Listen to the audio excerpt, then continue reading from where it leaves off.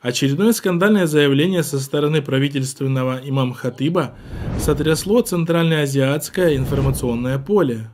Так, на днях имам-хатиб ташкентской мечети шейх Зайниддин Адилхон Кори в своей проповеди обвинил в лени жителей страны, отправляющихся на заработки в Россию.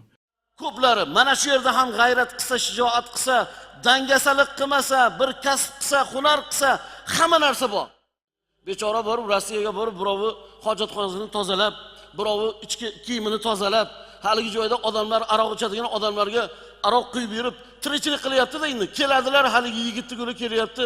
Bet hammasini aytmayapti. Vallohu alam, ko'plari mana shu yerda ham g'ayrat qilsa, shijoat qilsa, dangasalik qilmasa, bir kasb qilsa, hunar qilsa, hamma narsa bor. Напомним, Абидхон Кори уже не первый, кто поставил в вину узбекским трудовым мигрантам тот факт, что они не смогли найти работу на родине.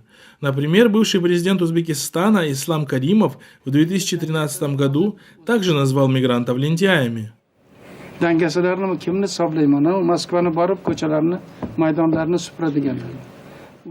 Следует заметить, что по официальным данным средняя зарплата в Узбекистане по итогам 2017 года составила $127.